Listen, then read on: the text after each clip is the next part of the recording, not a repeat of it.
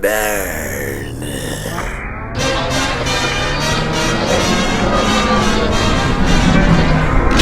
They call me Pounds, here I'm known as 9-7. 8 customs create, plus I rhyme. Great. YouTube, welcome back to another 978 video.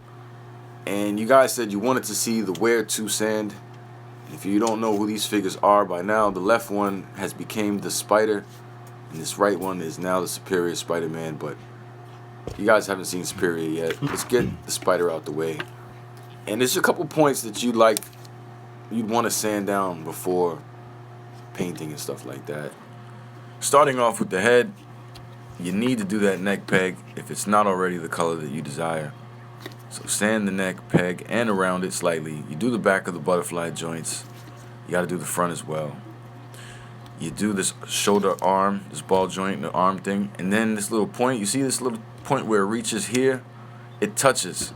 On a normal figure, that shoulder point, I don't know exactly what to call it, but it touches the top of the arm, and that always causes rub. That's one of the main parts that causes rub when you lift these arms. And let me give you an example. When you lift this arm up, you can kind of see better what I'm talking about with that little sharp shoulder trap point that touches the top of the arm whenever you lift it up. So it's important to kind of shave that down as well, sand it down, and then you sand the arm down and under the arm as well. See the difference though, how mine's is not touching and the other one is? That's probably the most important part on sanding this Spider-Man body down, because the butterfly joints are what you're going to use the most. Now after you efficiently tackle that, like every other legend, you got to get the rest of the joints. So you do the elbows, you do both sides, front and back. You do the wrist as well. And you see this ab crunch line? Depending if you're going to sculpt or the thickness of your paint, you may want to sand a bit of that inside and around right here under the ribs. But not all the time. That's just in case.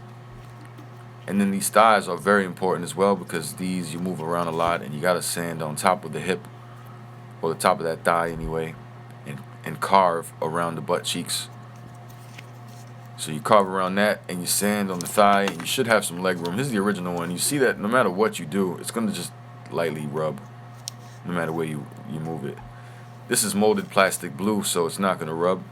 But if there was any paint on that, it would rub immediately, even if it was a factory Hasbro figure. So the idea is to carve around the butt cheeks and to sand down on the top of the thighs and on the inside of the thighs as well. And in that pelvis area, you got to sand in there as well, because when you close them legs and lift up that leg, it'll rub in that thigh area. So it's very important to get inside there. That was kind of the hardest thing for me in the beginning, because it's so small and the sandpaper I have doesn't really get in the cracks. So I got to really use my fingernails in the sandpaper to kind of get in there. So hence, that's what the nails come in handy for sometimes. But you got to really do it correctly, because any little spot you miss, you're going to rub these thighs.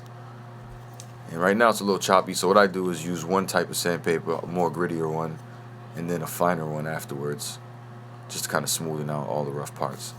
You'll need a hairdryer as well, and want to take off the thighs to sand on top of the thighs where they meet. Then you do the knees as well.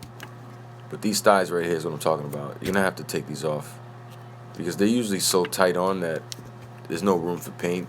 So you're going to have to heat that up, pop it out. Then you do the ankles as well. And you sand the ball joint on the ankle, and you can also carve slightly around the foot where the ankle pivot is. So when you're rocking that ankle pivot, you don't chip away at any paint that's on the ankle. And that's pretty much it. And it's the same with this, except it doesn't have any butterfly joints. And because these arms suck on the UK body, you got to carve a lot more on the upper torso and sand away at those shoulders. So it leaves some gappage, but when you paint it and when you move these arms up, it covers the gap. But you do this enough times just to know that it's not going to rub anyway, and you'll know when you're paint ready. These thighs are not so easy to carve, but you have to do that as well, or sand it. I don't recommend using a Dremel for small detailed areas. And you can see that the paint is all stripped off. I just used some nail polish remover to get the paint off. The hands were kind of hard to get that purple paint, so I just might as well. I left the other one, I'll paint over it. But you see also in the chest, it's kind of like rocky and rough. That's the first sandpaper I have. I'm going to go over it again with the more fine sandpaper afterwards.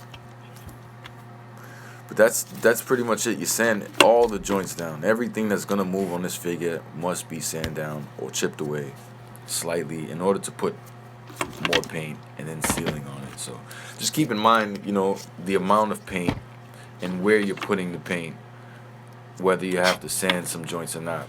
But fast forward real quick to after it's painted, and you see there's Superior Spider-Man made from this all new, all different Spider-Man. I don't have any web lines on it. I'm going to do that this weekend. Stay tuned for a tutorial on some web lines. The sucky part is that his web lines aren't uniform, so they'll be kind of squiggly. They're not going to look perfect. That's what his design is. And so I don't look forward to that. I've never done Superior Spider-Man web lines. So hopefully I can pull it off on camera. We can all take a look at it. But I've done this also without cleaning up. You see how the spider logo is on there, and I didn't even clean up yet. But I'm going to clean that up first. It's still dirty and stuff like that. And I'm going to clean it up. And the arms still go up without any paint chipping, and that's key. That was the important part, making sure everything still moves.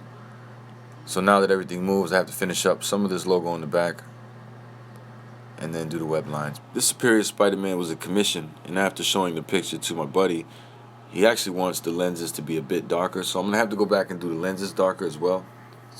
So we'll darken the lenses out and finish them up. But it's the same exact body as this all new, all different one. Remember, sanding down some of the main parts are the neck, the arms, the shoulders, the butterfly joints. You even cut around on the arms. I'm going to have to make a how-to video, because this where-to video isn't going to be enough. But stick around, guys. I will make a webline video. So here's this video. You guys asked to see the where-to. Hopefully it kind of helps. So if you like this video and you want to see more Spider-Man how-tos and tutorials and customs, feel free to like, comment down below. Please subscribe. I'll see you on the next one. I'm running late on a lot of things I'm doing, and so I've been wanting to get this Superior Spider-Man out of the way. So I tried to do the webline tutorial on video today, just rushing it, and I was unsuccessful. So I'm going to leave you with whatever I was able to capture on film. But this is not a good reference video to go off, so it's not bad, but it just doesn't look right. So I'm going to start from the beginning, and hopefully you guys don't dislike this video too much. I tried my best to inform you, but see you on the next one. Well, hello, how are you doing? As I check our connection, a couple messages for the viewers, so pick a section, have a seat. Yeah, I know this is different, quit with the questions. Allow me a second, please, to make my first impression. They call me Pounds, here I'm known as 9'7". 8 customs create, plus I rhyme. Great. Well, my son and I shopped off, and it was tempting, almost let Spider-Man pass, but I had to get him. I picked a few more up, started collecting, feeling grand as I stand back and marvel at the legends. But quick inspections, I could notice imperfections, every figure disfigured, so I figured I'd correct them. All of a sudden I learned how to customize. Once I tried, after that I was on a up and ride. But come inside, it's cool, just know the rules. Number 1, don't try it if you ain't got all the tools. Number 2, take your time, you ain't got nothing to prove. Number 3, well, forget it, don't wanna get you confused. Look, this is for fun, I ain't in it for all the views, cause I hit you every day with something new like the news. But if you choose to subscribe, you the man. Yes, you, everyone below in the comments, yes, you too. Thank you very much for showing me love. Who knew? It's ironic how we think out the box for you too, right?